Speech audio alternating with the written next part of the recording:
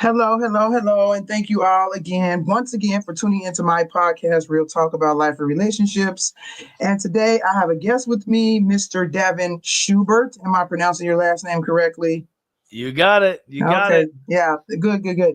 And so I have him with me today, and we're going to talk about dealing with your issues from a male and female perspective. Because I don't like to speak on things that I don't know about, and I think we have way too many people doing that these days with social media. So I don't want to speak on a male's experience or process of going through that. I can tell you all day about a female's experience, but I think it's better to come from the horse's mouth when it's about a man. So I brought a man here to speak for that for himself. And so if you watch my other episodes where I was talking about just the process of dealing with your issues and how they can affect your choices, your relationships, and stuff like that, because these things are going to surface eventually in some way.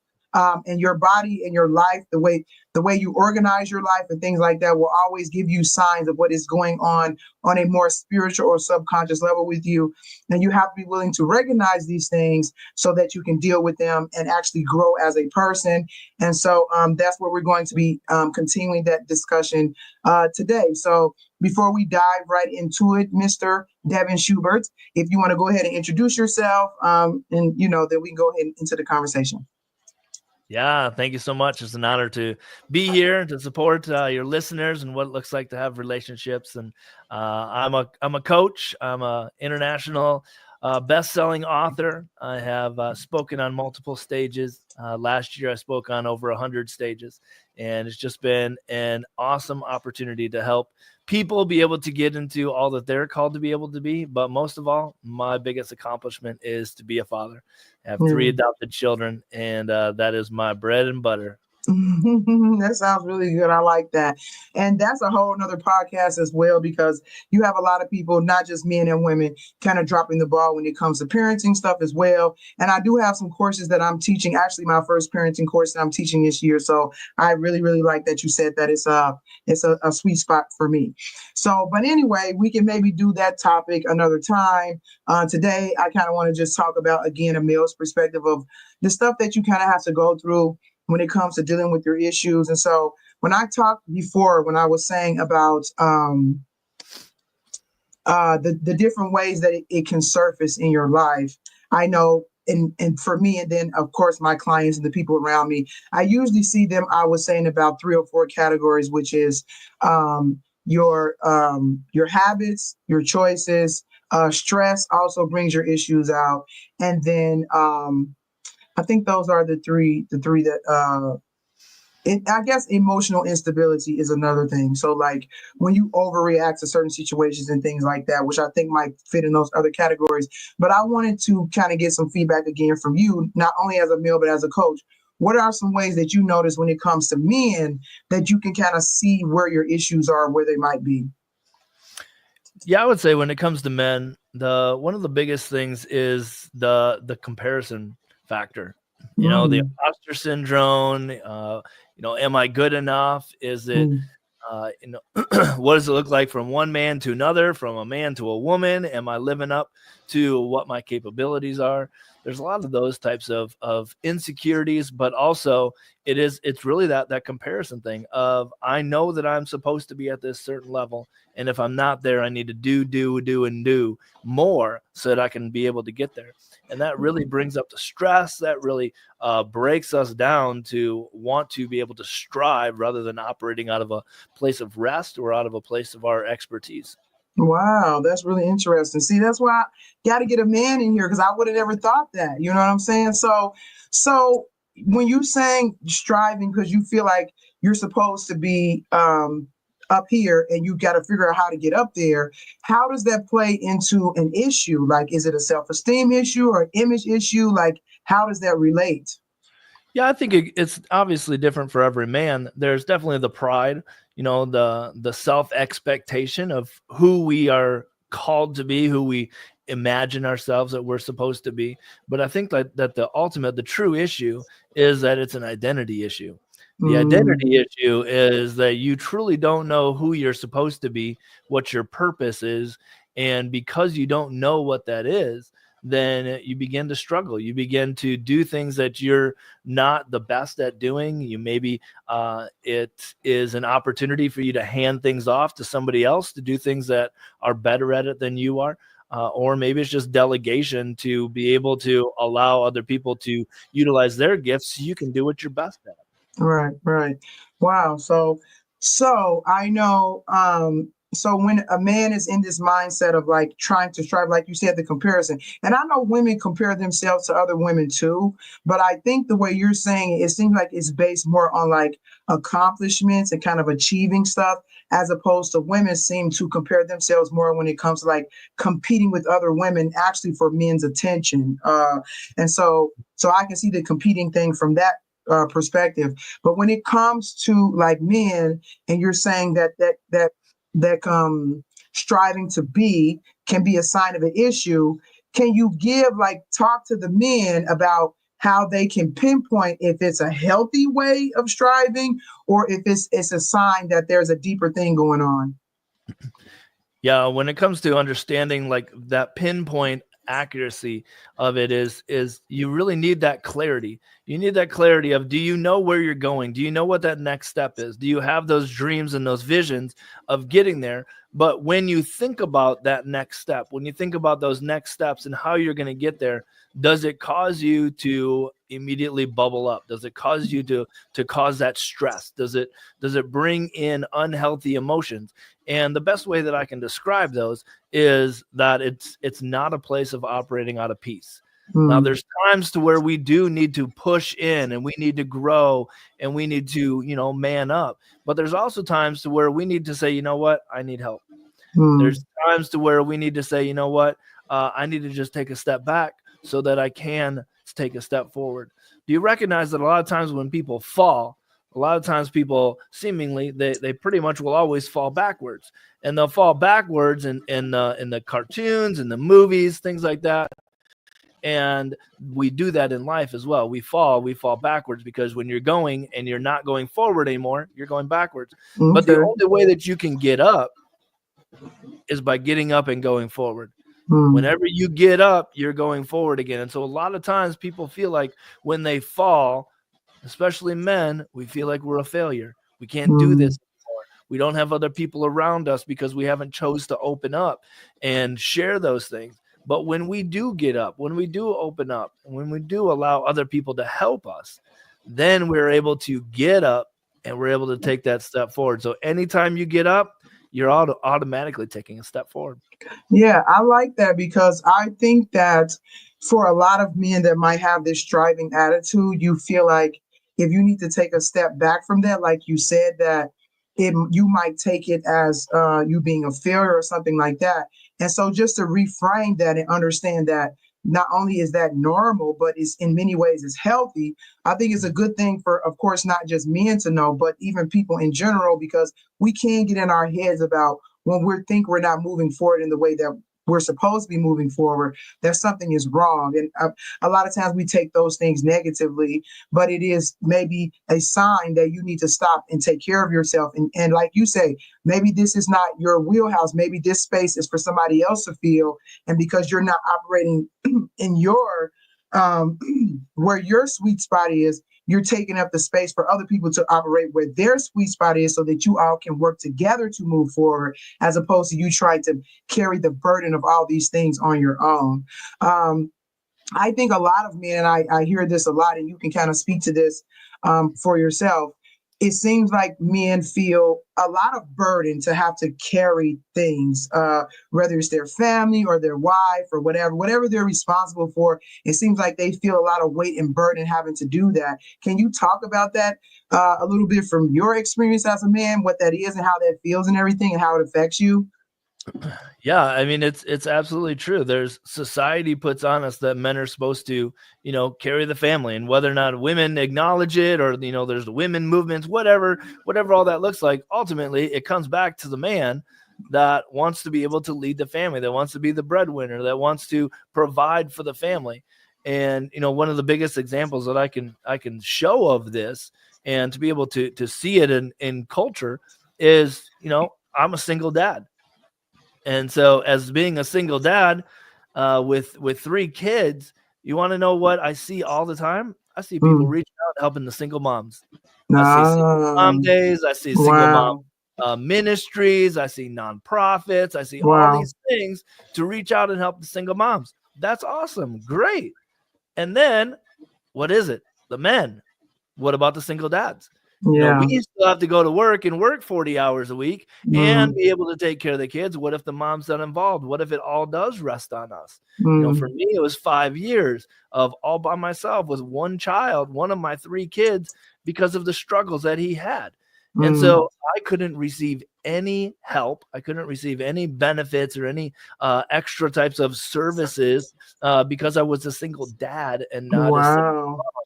And so that Wow. just shows that, men are expected to provide and for their family. They're expected to be a healthy version for their family at all times. And Mm. society does a bad job of allowing men to be suspectable or what's the word, to reach out for help, because Mm. there's not a whole lot of places for men to be able to reach out for help. Now you put that into a business perspective, and you think that a high achieving leader is going to reach out and be able to ask a counterpart or a coworker or somebody that one of their clients and say, hey, you know what, I'm struggling, I can't do this today, I'm just having a rough day, hey, my kids are sick. Men just don't seem to do that. Yeah. And so it turns into, I mean, there's a lot of things because I always like to be fair. So you see a lot of people, especially on social media, where you have the woman's side and the man's side or whatever side. And I always say, I'm on the right side. It doesn't matter what race you are, what color you are, religion you are. If you're saying the right thing, I'm on your side. So, Yeah. and so I do think that even with me doing that, a lot of times when it comes to even having conversations with women, I end up having to defend men because they just see, well, the man is this and the man is this. And I'm saying, well, hold on now. You know what I'm saying? They're still human too. They Yeah. still have to deal with stuff too. And to be perfectly honest with you, the Bible talks about how God has burdened the human race with all these responsibilities. Well, the man has the bigger burden of the woman. Now, that's not to diminish. And see, that's the problem because we always think that one is to diminish the other, and it's not. It's just to recognize what each person has to deal with. And I do understand that men have a much more bigger burden and responsibility when it comes to the household, especially spiritually, than the woman has in a different area. So I get that. And I think that it's important because I also feel like just like the society feeds women a lot of misconceptions about what it means to be a woman, I think it also does it to the man's detriment that, he can't be vulnerable and he has to be strong all the time and he can't talk about his feelings and he can't do that. And a lot of times I think this is where men having issues stems from, is them not being able to exercise their normal human faculties as a man because it's looked at like a weakness or it's ignored and stuff like that. And so a lot of guys end up having to stuff that stuff down, but then it's going to seep out. And this is what I always tell people, it's going to come out some type of way. And so as it's coming out, when it comes to men, how do you, and you said with them striving and striving and striving and striving is one way that you can see that there might be an issue there. What are some other ways that you think a lot of this stuff that gets suppressed comes out in a man's kind of daily regular life that he may not even recognize as a sign of a deeper issue? Yeah, I would say, definitely unhealthy relationships. Okay. In the workplace, especially if men have unhealed trauma or issues going on, they tend to reach out to women because they know that women will listen. And Okay. the issue with that is that unhealthy relationships begin to breed. And it's Mm, unintentional, but a man is trying to just share his feelings because he knows that a woman is going to listen, and then they become, other stuff happens. And right. so that's one huge thing that happens in the workplace, especially, but in the professional world as a whole, that's where a lot of those things tend to come out. I would say another thing that men need to be able to do in order to express this is, we have to be able to have physical activity, have to be working out. You have to have a release of some type, whether it even just be going for a walk or a quick jog, something like that. But lifting weights is something that health wise, we need to be able to do, to be able to release some of the tension, to be able to clear our minds, to be able to clear our heads. And so a lot of men don't take the time, because especially those that are in the business world, we're working all the time. And we come home, or we're done, and we're immediately just like, I'm tired, I'm exhausted, I want to just rest, I want to relax. And so not having an outlet physically is another one of those opportunities to where we get stuck and it bottles up. So I want to go back to what you said a little bit before we go to the physical activity thing. Relationships with women, like men want to talk to women because they know they will listen. So the thing that came to my mind is this whole idea about a man having to be macho and he can't have feelings and stuff like that. Of course, he does still have feelings. And I talk about in my other shows, and I always say to my clients and stuff that, that's not healthy to not acknowledge your feelings. Like, it is not a weakness, which even some women think. It is a means of processing your environment. And so if you're not using that initial processing tool, which is your emotions, you're actually cutting off the rest of the process, which allows you to now, sorry, my phone is ringing and I don't even know where it is. Oh, okay. It is actually not allowing you to tap into what the emotions are for. It's for you to process how stuff is affecting you, how you're experiencing stuff, and then walk away from those experiences with hopefully a deeper understanding of not just yourself, other people, life, God, and stuff like that. So do you think that men don't talk to other men because they feel like the man also has this idea that them having feelings are weakness, and so instead they will go talk to a woman? How do you see that? Yeah, I think it's multifaceted. Okay. Men tend to be a lot more surface level when they start communications. Men are a lot more closed off. Men don't usually just come up to somebody and start sharing our feelings. It's just not how men operate. And so it's not. I believe that there's this myth that men are not as emotionally intelligent as what they really are. I believe that most men are emotionally intelligent. We know what's going on inside of us.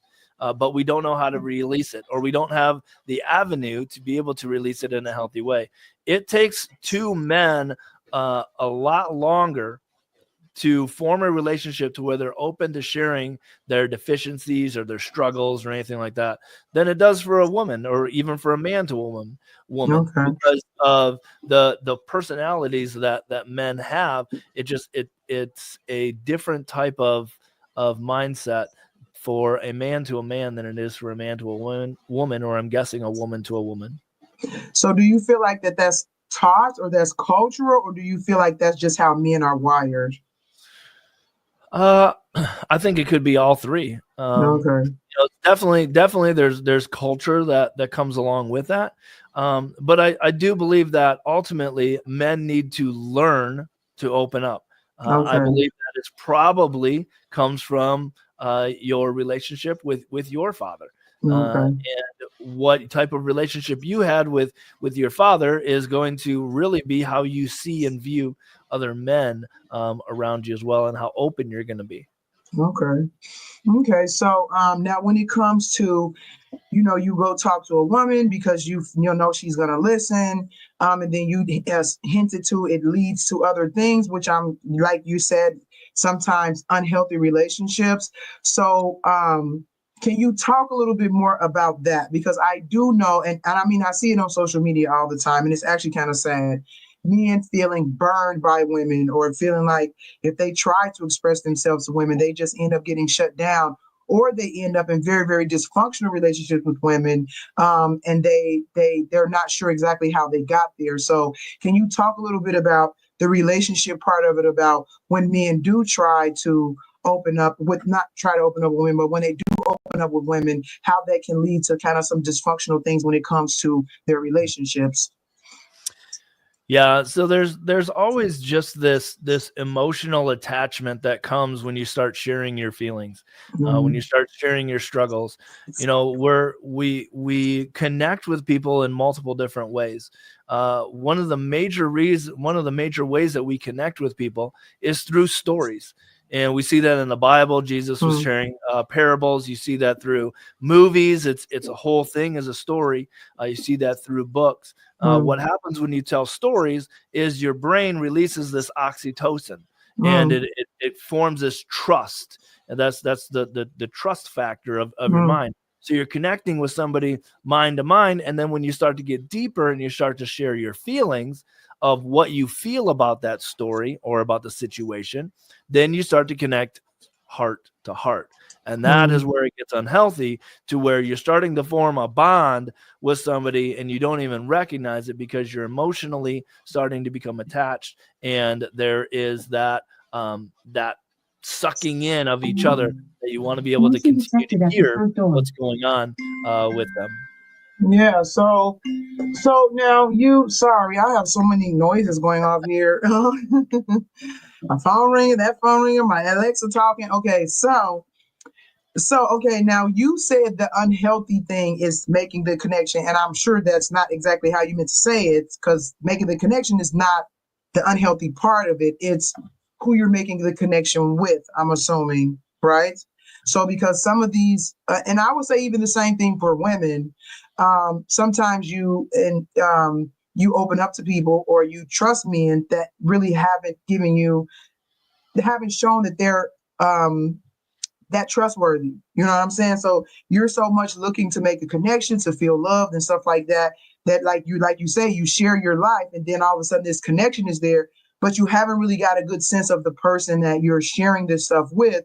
And then a bond starts to create between you and that person. And then if the relationship turns out to be a dysfunctional one, I think that that's what makes it hurt on a much deeper level, because you have opened up to the person.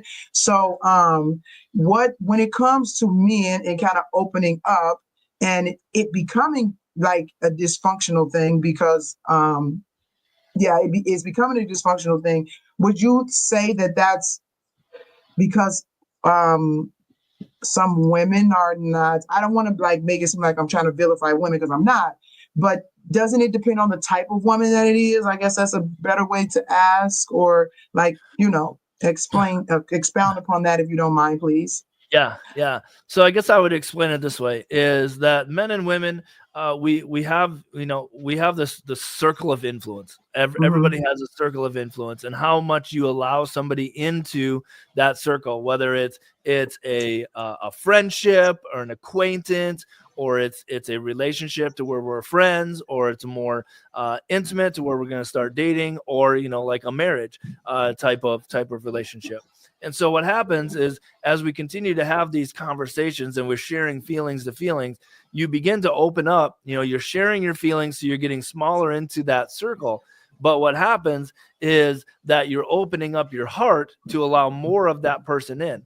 And Mm, so if you are not ready, or you are not seeking this person out to be in a more intimate type of relationship, you have to learn how to close off those emotions and focus more on the storytelling, focus more on telling the facts of what's going on and receiving mm, advice, rather than crying with that person, and allowing that person to hug you and be able to you're mm. end up seeking other types of gratification and satisfaction uh, of those emotions. And now you're seeking for somebody to heal those emotions, to where Mm. that person shouldn't be healing those emotions unless you're in a deeper relationship.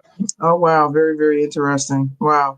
So when it comes to men, can you give me like just some examples of how men also get them to, because when it comes to relationships, just like what you were saying about, you always see all the stuff for single moms but not for single dads, you men kind of get this bad rap that there are so many good women out there, but then they can't find good men because all the men are bad, type of thing. But I always remind people that there's a lot of bad women out there too, and I've met many of men who have been burned by women. And so can you talk a little bit about, because I want to kind of I guess, reveal how a man's issues, undealt with issues, can lead him into having these dysfunctional relationships with women that are not healthy for them. And so, can you talk a little bit about, you want to have somebody to open up to, is normal. Everybody needs that. And then you open up to maybe certain types of women that are not good for you because you haven't really dealt with whatever's going on with you. Can you kind of expound upon that a little bit, if you understand what I'm saying? Yeah. Yep. Okay. Yep. Yeah. Again, I think it comes, what I first started off with, it's an identity issue.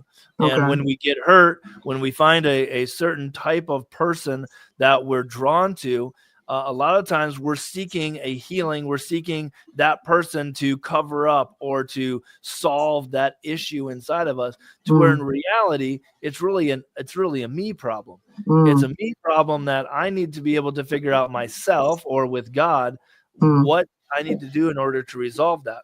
When I was going through the issues with my son, one of the things that I recognized is that I needed an outlet to be able to release the struggles, the stress, the stories that we were going in, and that was happening to us, but nobody else was around to be able to do it because they had all left. And what had happened is, and the Lord showed this to me later, is that we are to cast our burdens before the Lord.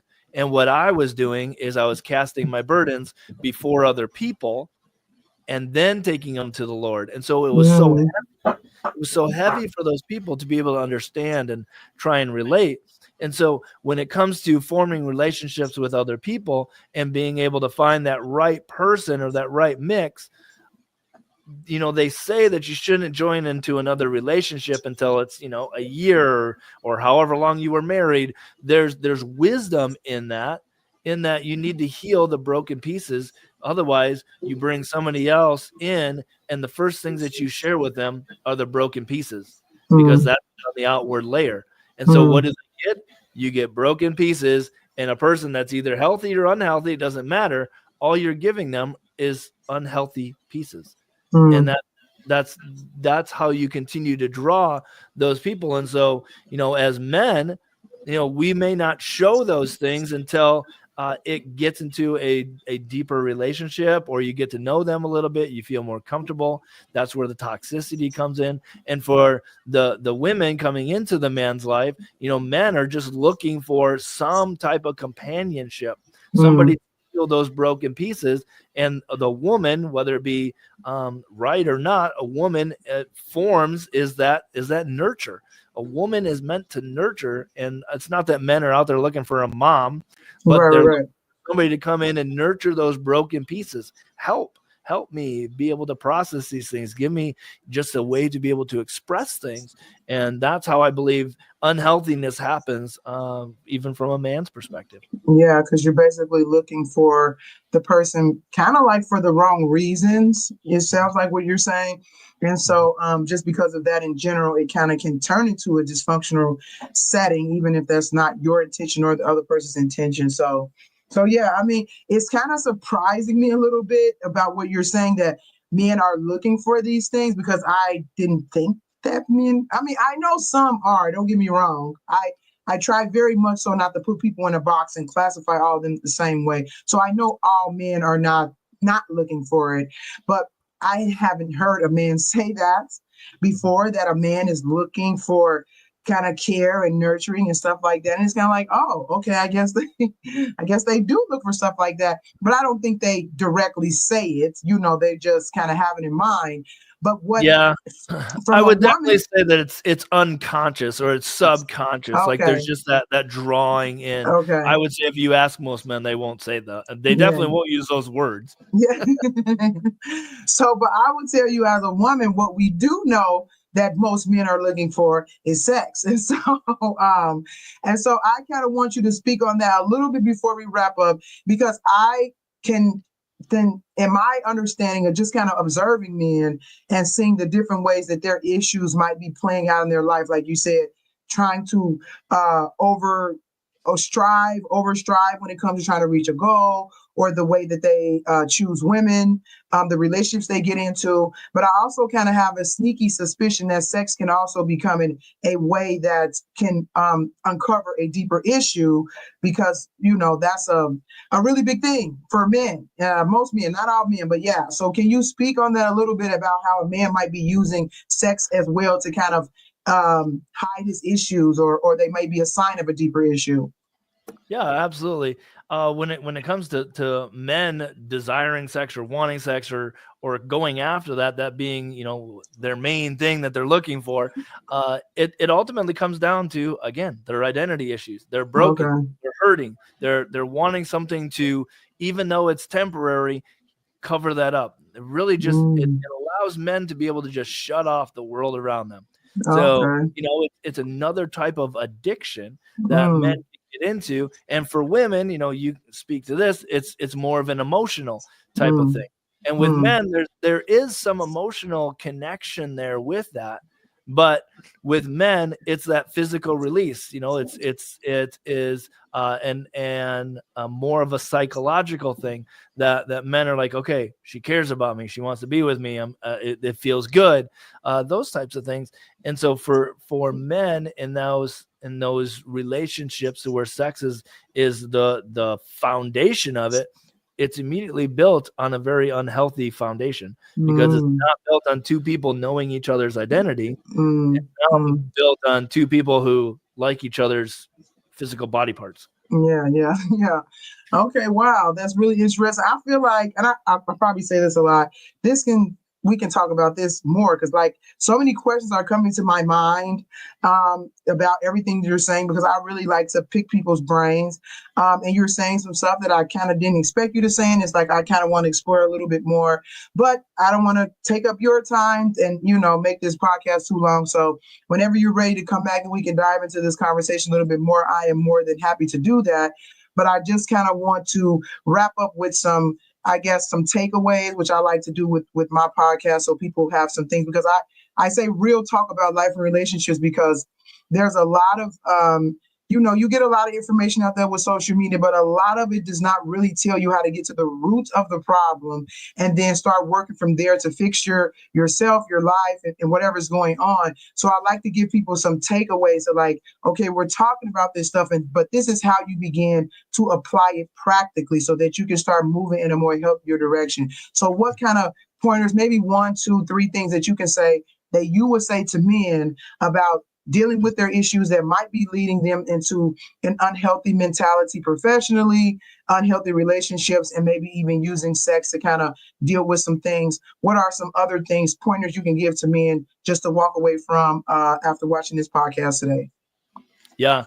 Yeah. The first thing I would say is you got to get right with yourself.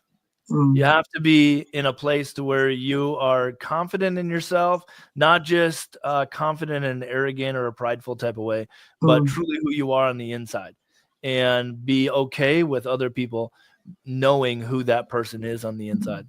The okay. second thing is I believe that you need to be right with God. If you're not Mm, right with God, you're not going to be right with other people.